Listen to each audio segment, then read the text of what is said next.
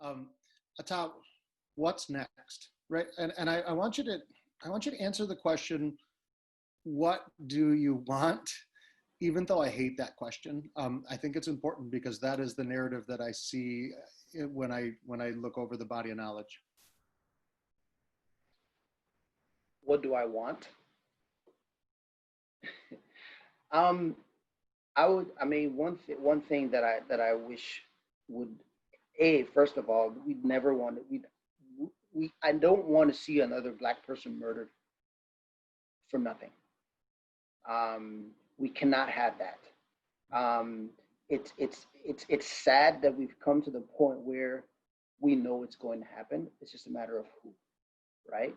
And I go out and I experience things. I'm like, man, like I get pulled over. I've never, I've never done anything major. I don't have a bad record or anything, but my heart still beats when I get pulled over by the police. It's been a while now, but still.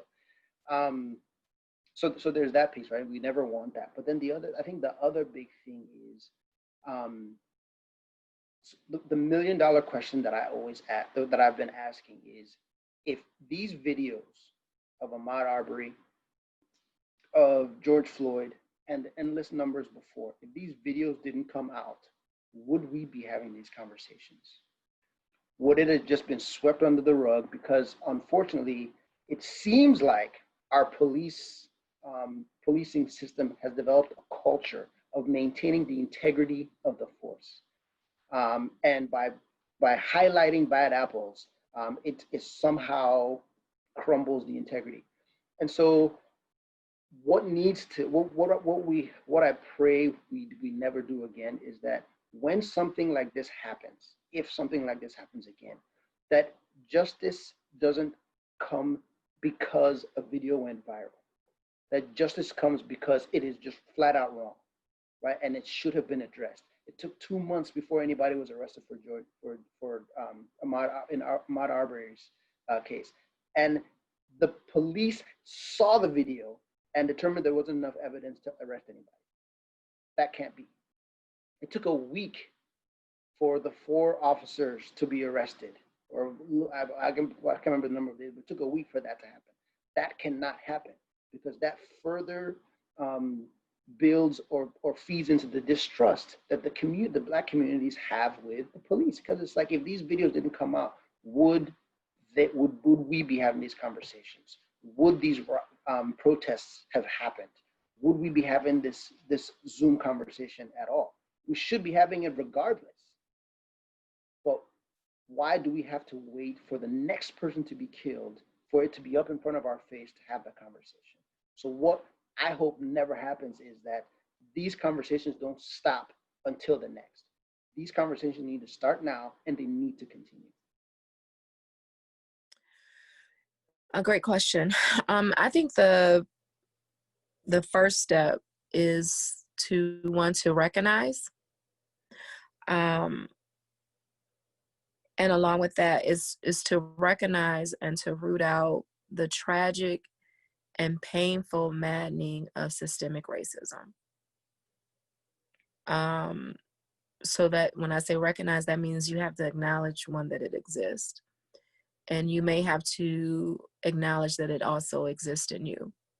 Because remember, racism is not a feeling, it's a behavior. So I think that's the first step. So recognize it, and then root out the tragic and painful maddening of systemic racism. So, and then after, I think it's, how do we come together as genuine allies? Because that's what we need. We need genuine allies to come up with then some concrete solutions that we all can focus on and all adhere to. And I think that also means, can I just say it, like, I'm saying this in regards to our institution. That's the first step, right?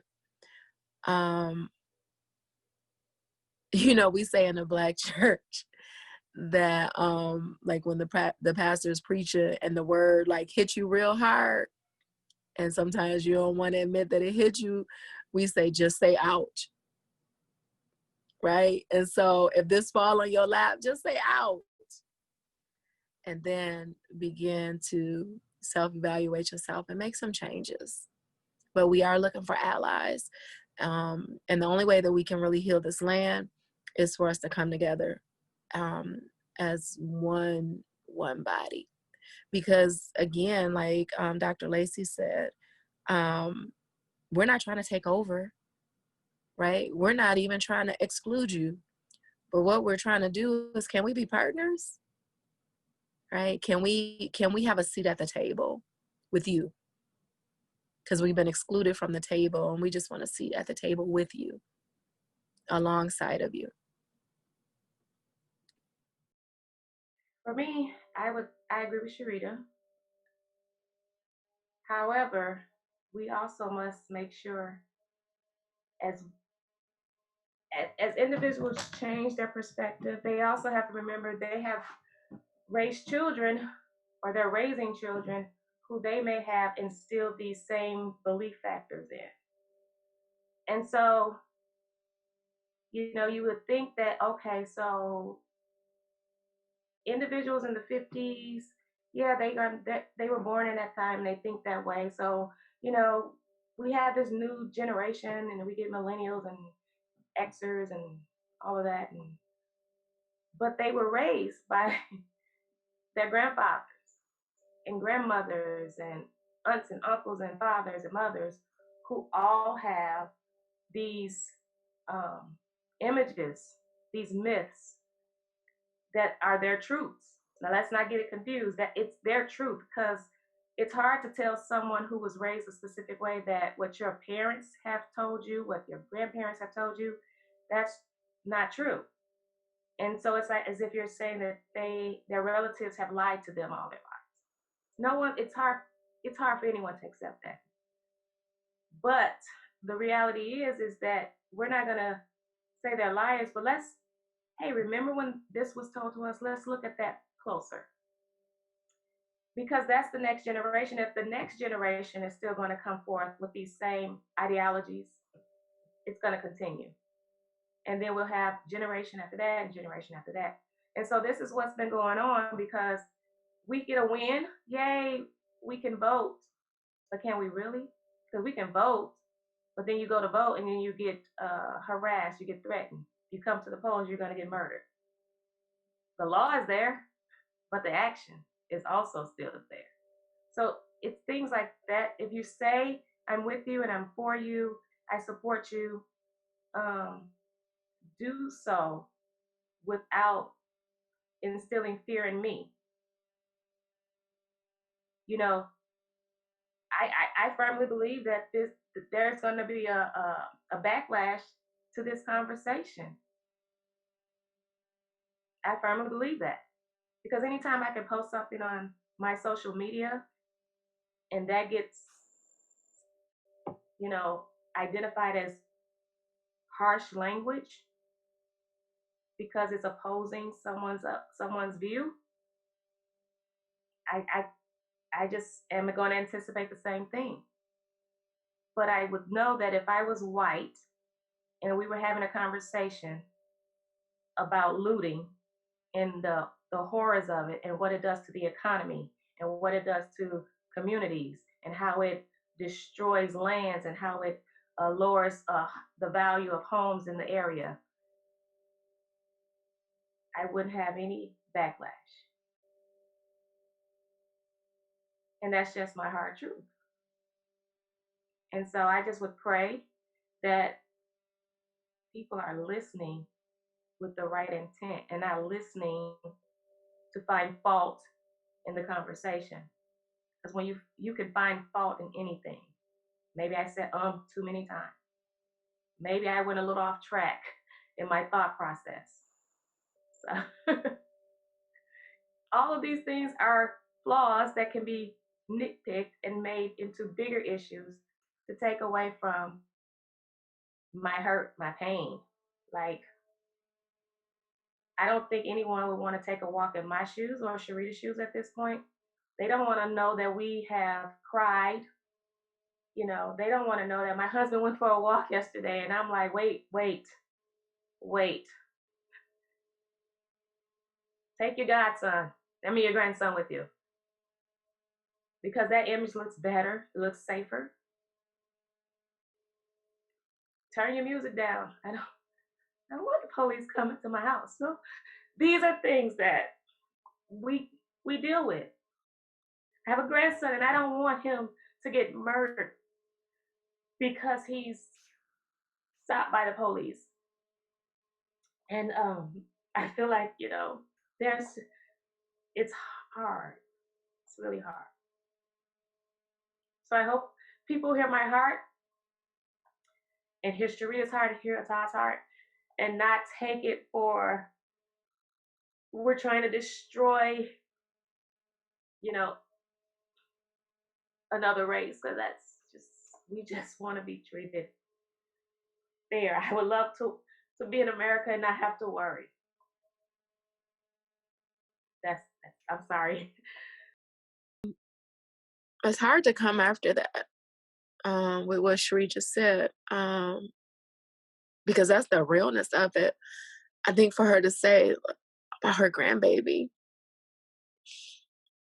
but that's the realness that we face. I find myself now every time I come home thanking the Lord that I made it home safely, because I've been pulled over by the police numerous times, um, and I call it driving while black. That's what we call it. Not doing anything in particularly, but it was the type of vehicle that I had at the time, and but I do find myself praying more when I get in my car, asking the Lord to keep me safe and allow me to make it home safely. Um, and I find myself now reaching out to my Black friends and young people that I know, just to check in with them. Are you okay? I sent out a post last week just to tell Black men and Black brothers that I love you. We love you. We need you. Um, why does it have to be like that? This, it is painful. It's painful. I'm gonna say this as I close. I had a student in class once to ask me, we were talking about race and race relations, and they asked me, if I could, would I change my race from not being Black? And this came from a student of the lighter hue. It didn't even take me long to think about it. Absolutely not. I would not change who I am. God created me with the skin. And when I look at scripture, I'm reminded that all that God created is very good. So he created me like this, Kwame Black. He created Cherie Black, Atai Black, and it's very good. And so when people have a problem with the color of my skin or the color of our skin, I realize this. They don't have a real problem with me, right? Because you hate me without a cause. You actually have a heart issue, and your problem is with God, because you hate and you deny the very thing that he created, the very thing that he said was very good. So in my closing, your issue is really not with Black people. Your issue is really with yourself, and it's with God.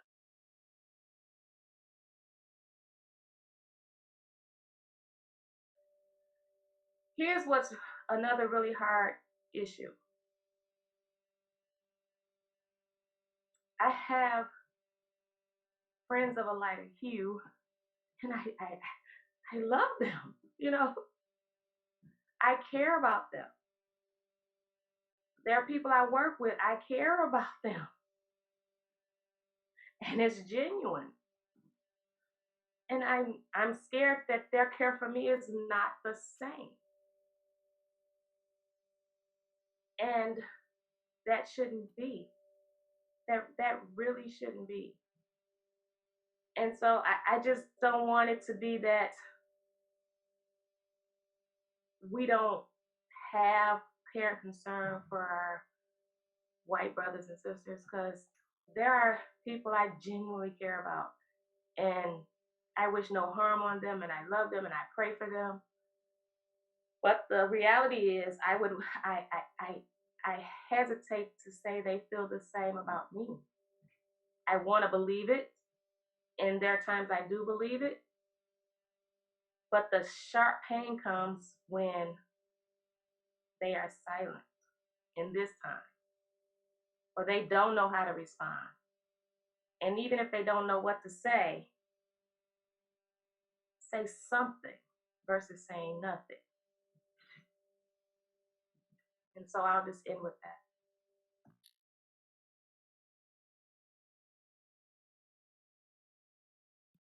that. What Dr. Lacey just ended on.